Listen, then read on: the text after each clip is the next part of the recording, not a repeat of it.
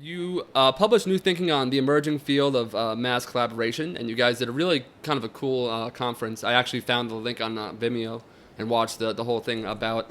It was the Gel conference. It was a Collins experience, as you guys called it. Could you tell me a little bit about that and how you guys kind of came up with that? Yeah, sure.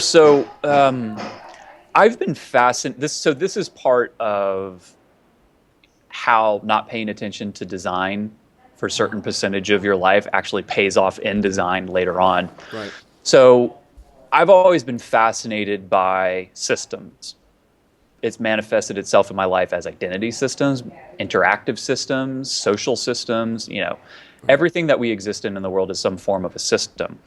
And one of the really interesting things about it is, particularly in the era of connected internet devices and information technology, is how these systems are so much more present in our life. So, for instance, Facebook is a system. It's a platform for people to create content together, and what emerges out of that is something that's greater than the sum of its parts, right? So Facebook has become a news feed. Facebook has become a place to find organ donors. Facebook has become a place to find has become a place to organize political action and things Right. like that. That was never intended in Mark Zuckerberg's original vision for it, but it's what emerged out of it because of the way the platform was designed. And in that is some form of mass collaboration. It's not just how do you and I work together through a computer screen. That's computer mediated collaboration. That's something that's been around since the early 60s with Douglas Engelbart and his invention of the mouse and screen and essentially Right. um, uh, being able to. He did an early version of Google Docs where you could co-edit documents together. Okay. What I'm really curious about is how do you take thousands of people and get them to do something together, like on a Facebook platform or on a Wikipedia platform and things like that, to achieve something that a small group of them couldn't achieve or a single person couldn't achieve. It was nothing more than an intellectual curiosity. And so I did a ton of research into it. But what's really interesting is with the advancements of technology, technology is connecting us better. So it's because it's more pervasive in Right. aspects of our life. The processing speeds are much faster on devices and through the pipes of the internet.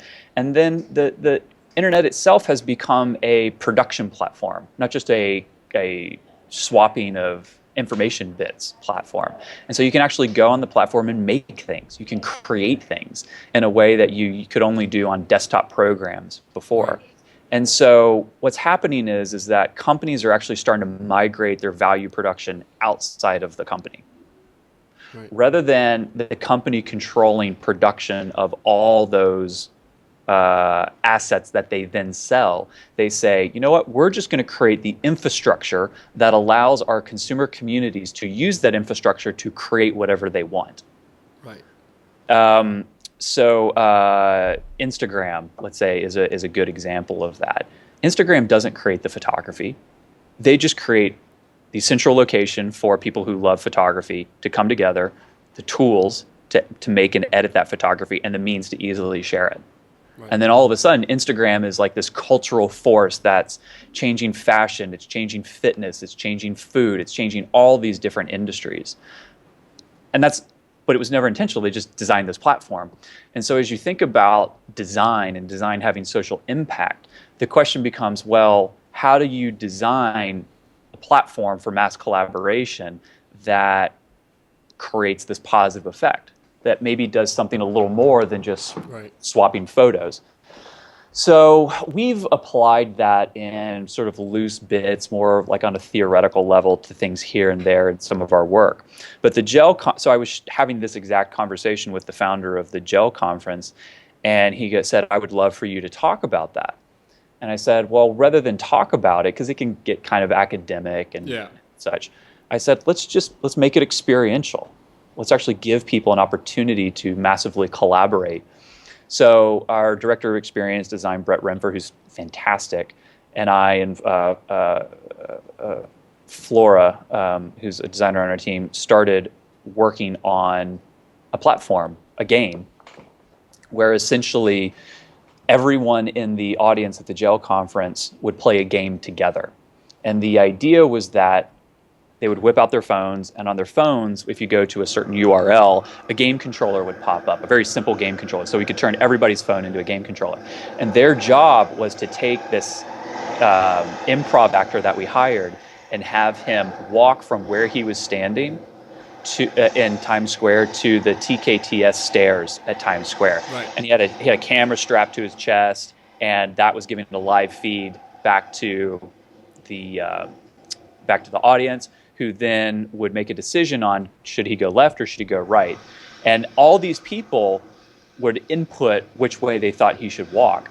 Now, in theory, that would say, traditional linear thinking would say, oh, well, that's going to lead to chaos, because everyone is inputting a different opinion. There's no coordination. Nobody knows what they're doing. But we said, no, it'll actually lead to emergent coordination.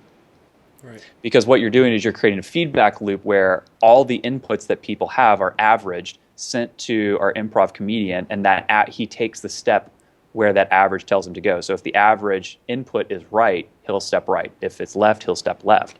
And that feedback of his movement is then played back through the camera, and then people adjust what they're tapping on their controllers. And it's going to be a little chaotic at first, but what ended up happening was the entire room, without anyone dictating what they should do or controlling them or coordinating them, ultimately congealed into one organism, thinking collectively with each other, and we're able to efficiently and quickly get our actor to the TKTS stairs and win the game. That's so cool. And it was really cool, and it was fun. And that must have been a nerve-wracking talk to do. I was thinking to myself when I was watching, I was like, that must have been so nerve-wracking, because like if it didn't work, that would have been like really awkward. You know what I mean? Yes. No, it was. You seemed a little nervous. I was really nervous because the problem was it was a rainy day, so that already hurt the connection speed and the connection quality. And we were in the Times building in their bunker of a theater surrounded by concrete walls with bad Wi-Fi. Yeah. So what was happening was the first time we were playing it, the Wi-Fi kept going in and out. And we actually had 2 other levels to the game, which we had to cut short because the Wi-Fi wasn't strong enough. But they achieved the first level in it. It was absolutely nerve-wracking. I was so nervous I was going to fail on stage, and I was just going to be like, it would not have been featured on wearecollins.com for sure. Yeah, no, that would not have been featured. But, it was fun. The audience had a great time. We got a lot of great feedback afterwards, and people wanting to talk about the technology and how we did it and stuff. But it's part of what we like to do. We like to experiment with things like that, even when it's not a client paying thing and you're out experimenting with that stuff and you prove the theory, that can then feed back in as a proof of concept to some work that we're doing, which we're already doing right now. That's awesome. It's going to be so cool that I'll have this like documented. So like when it's the next, when it's like changing the world and the whole world runs on this kind of technology. Well, it's not quite that type of thing, but it would be cool if it was that. But no, it was truly just a social experiment facilitated by Connective Technologies. That's so cool.